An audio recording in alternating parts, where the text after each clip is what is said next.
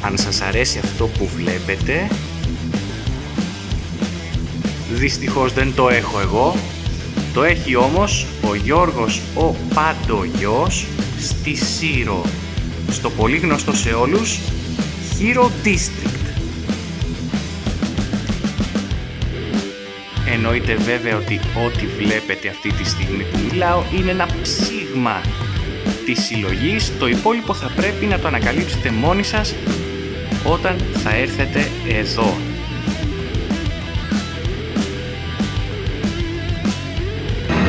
I hear drums. Γεια σου Γιώργο. Γεια σου Διά. Λοιπόν, είμαι ο Αργύρης από το Heroes for a Day και είμαστε εδώ πέρα στο Hero District με τον Γιώργο. Θέλω να μου πεις καταρχάς, εντάξει, όλοι ξέρουν το Hero District, οπότε έχει που λειτουργεί. Λειτουργούμε εδώ πέρα τον Νοέμβριο του 2024. Θέλω να πω ότι είναι αρκετά επιτυχημένη αυτή η ιδέα που είχαμε τελικά. Εννοείται. Πολλοί κόσμος ενδιαφέρεται τελικά για τους ήρωες και τα κόμιξ, γιατί με αυτά μεγαλώσαμε. Αυτά μας δώσανε πολλές φορές ενέργεια διαβάζοντάς τους. Και θα μας βρείτε στη Σύρο. Προφανώς όταν έρθετε για διακοπές πρέπει να έρθετε από εδώ. Ακόμα και οι διακοπές όμως να μην έρθετε, αξίζει μια ημερήσια. Θα σας περιμένω όλους. Ανετότατα. Hey, Batman.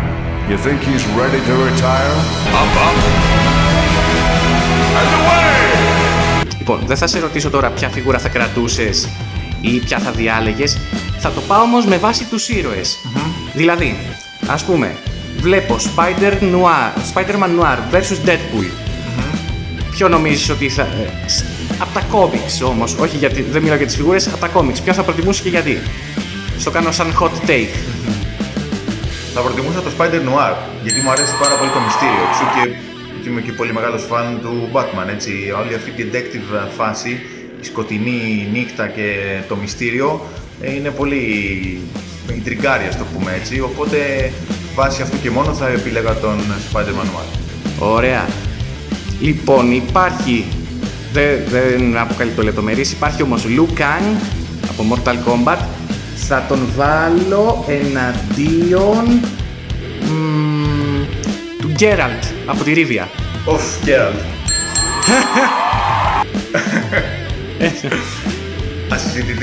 Ασυσυντητή. Λοιπόν, Detective. εννοείται, κάνει δουλειά και... Ωραία. Let's up the ante. Superman Dark Knights Metal με την Nth Metal πανοπλία εναντίον Gladiator Hulk. Λόγω συναισθηματικής αξίας και μόνο Gladiator Hulk. Ναι. Ωραία. Batman με Hellbat Armor. Ναι. Batman με Hellbat Armor. Εναντίον δεν μας ενδιαφέρει Batman με Hellbat. Ναι. Καταρχάς, εντάξει, αυτό δεν υπήρχε, ας πούμε, αυτή η πανοπλία είναι όλα τα λεφτά. Ναι. Ωραία. Και είμαι τυχερός που απέκτησα και την Super Deluxe Edition με το κεφάλι του Bruce Wayne. Όλη αυτή τη λεπτομέρεια, οπότε Hellbat Armor χωρίς συζήτηση. Τέλεια, εξαιρετικό. Λοιπόν, Yoda εναντίον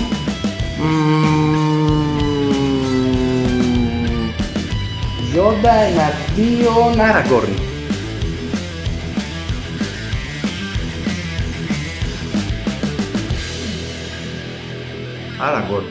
Aragorn, ναι.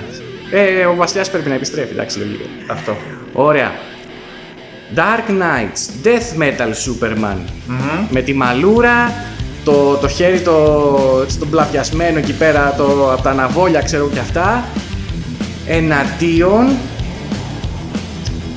Samurai Joker. Samurai Joker. Μ' αρέσει τρελά αυτό το line. Και μου αρέσει και τρελά η ιδέα τους που είχαν να φέρουν τους ήρωες της DC στην εποχή των Σαμουράι. Γιατί μου αρέσουν και οι Σαμουράι, οπότε είναι ένας συνδυασμός που δύσκολα τον έβρισκα κάπου. Λίγο φεουδαρχική Ιαπωνία, είναι λίγο άχαστη. Ναι, ωραία. Λοιπόν, γενικότερα από τις εταιρείες που έχεις, ποια θα ξεχώριζες για τα προϊόντα της? Η Prime One θα διάλεγα. Τουλάχιστον η Prime One όπως ήταν, με την ποιότητά της, με την εξαιρετική γλυπτική της, τα χρώματα, τη ζωντάνια, τα γυάλινα μάτια, τις εκφράσεις στο πρόσωπο, τις κινήσεις, φέρνουν πιο κοντά το άγαλμα στον αγοραστή. Και ειδικότερα αυτά που είναι και comic edition τα φέρνει ακόμα πιο κοντά μας. Παρόλο που έχω αρκετά sideshow κομμάτια, θεωρώ ότι πλέον η sideshow τώρα αρχίζει και ανεβαίνει σκάλες και προσπαθεί να πιάσει την Prime One. Στην ποιότητα είναι. Στην ποιότητα, ναι. Και η XM Studios είναι έτσι λίγο πιο παράλληλη. Βγάζει κομμάτια τα οποία είναι παράλληλα. Δεν βγάζει από αυτά που έτσι θα έλεγες κανείς ότι είναι μέσα από κόμικ. Ας πούμε το XM Studios Chinese Samurai Line, ας το πούμε έτσι.